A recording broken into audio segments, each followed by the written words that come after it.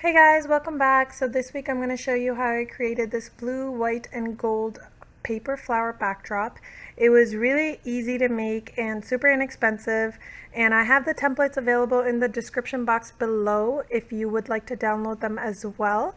So if you're interested, stick around and I'll show you how I did it. So a few things you're going to need are one packet of cream and white cardstock paper size 8.5 by 11, a pack of this glitter ball pack. I got this from Hobby Lobby. And then 3 packs of the cardstock paper that's the scrapbook size in shades of blue.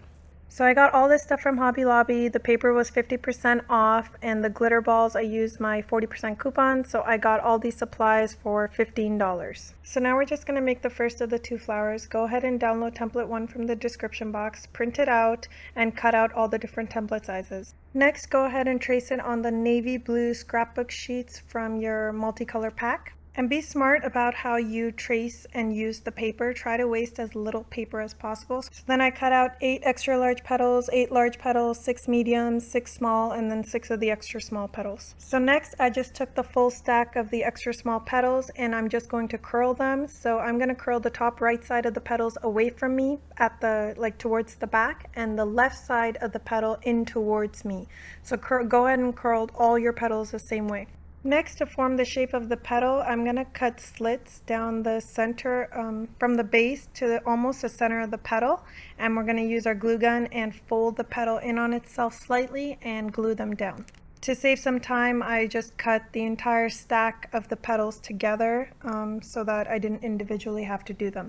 Next, I just took a scrap sheet of the blue cardstock paper, and I'm just going to evenly space out my 8 extra large petals and glue them down to the base. Next, in between each one of the extra large petals, I glued one of the large petals. So after I glued the 8 large petals, I ran glue up the sides of each of the petals so that they were properly secured to the petals on either side of them.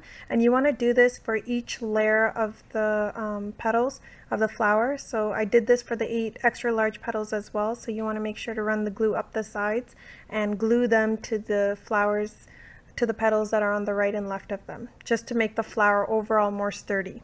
So here I'm just evenly spacing out the 6 medium flowers and gluing those down. Then in between each of the 6 medium flowers, I added 6 of the small petals and glued those down, and then in between those finally added the 6 extra small petals. So just to save myself some time, I didn't want to make like a fancy bud for each one of the flowers, so I just used these glitter balls from Hobby Lobby and I glued them to each one of the flowers' center. And they looked really pretty, so I liked them and they were easy to do as well. To hang the flowers later, I'm just going to glue ribbon to the back of each one of the flowers and secure it in place with scrap paper. So now I'm just going to show you the other flowers I made using this same template. So I made this one using the cream cardstock paper, and I spray painted it after the flower was assembled, but before gluing in the center gold balls. So here are some smaller flowers that I made using template 1 as well, and I've written the number of sheets that I used to make these flowers as well as the templates and the petal sizes that I used. So for this last flower, the only difference I did here was that each one of the petals, I curled them back. I didn't curl one side back and the other side in towards me.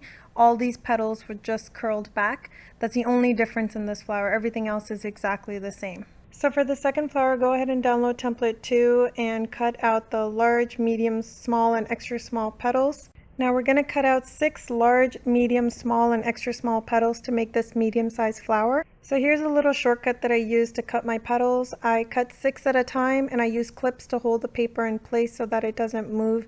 And this just saves me a lot of time when it comes to cutting these petals so that I don't have to individually cut them out.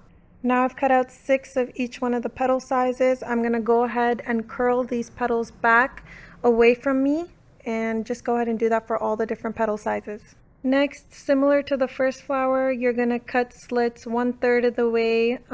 Actually, no, the first flower we cut slits almost halfway up the petal. For these, you're just going to do it about 1/3 of the way up and fold it over on itself and glue it down with your glue gun.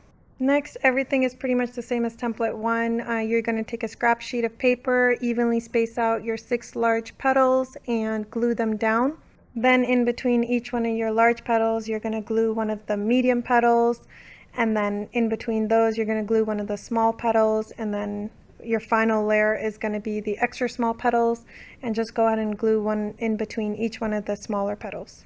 Next, just to finish off the flower, you're going to add those decor gold balls that we bought earlier and just glue them down to the center. So here are all the flowers I made using template 2.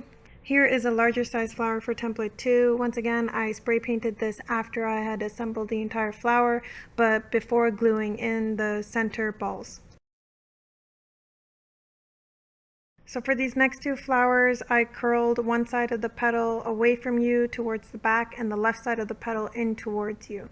So that's why these 2 look a little different. So for this last flower, I only had 2 scrapbook sheets of the navy blue paper left, and they could only fit 6 of the extra small petals of template 1 and 6 or 5 of the template 2 petals. So I just went ahead and mixed both of those up and added them to the same flower, and I think it turned out pretty cute. So I just didn't want to waste the paper. That's why this flower has both of the petals in it. So here I just went ahead and spray painted my flowers after they were assembled using this Rustoleum gold spray paint. This transfers really well on paper, so be sure to use this brand. Other brands don't look as bright on paper, so I found this to be the best. Also, I gave each flower about 2 coats of paint, waiting about 5 to 10 minutes in between each coat of paint. So for this backdrop portion, you're going to need to buy one of these door curtains. I bought one of these rolls of gift wrap paper. It's the gold polka dot one. So then I used 2 strips of the gift wrap paper, 6 feet in length, and I taped those to the wall. Next, to hang the flowers, I used Scotch tape and I wrapped it around both of the ribbons on the back of each flower. I stuck a thumbtack through that, and that's what I'm going to use to hang these flowers on the wall. So after you've thumbtacked the flowers to the wall, they're going to slightly droop down towards you. So to get them to be flat and straight like how they are here, I just put one piece of tape on the top, on the back top of each of the flowers, and I taped them to the wall. And then this ensured that the flowers were straight and flat with the surface of the wall and not drooping down. So after all the flowers were hung, I realized that the backdrop was really simple and plain. I didn't like how it looked, so I went ahead and used one roll of white streamer from Wal-Mart, and I taped that along the back of the backdrop with my glue gun, or you can just use tape. And in between there, I glued the strips of the door curtain. I cut that up into like 12 to 15 strips, and I used my glue gun to glue that in between the streamer as well. Then I hung the flowers back up, and I really liked how this backdrop looked compared to just the wallpaper by itself. So I really like how this backdrop turned out. It was super easy to make, not to mention cost efficient. The entire backdrop only cost me around $25 to make, which I think is super affordable for backdrops. So I really hope you guys found this video helpful, and if you haven't done so already, be sure to subscribe and hit that little notification bell so you see all my latest tutorials, and I will see you guys in another video, God willing. Bye!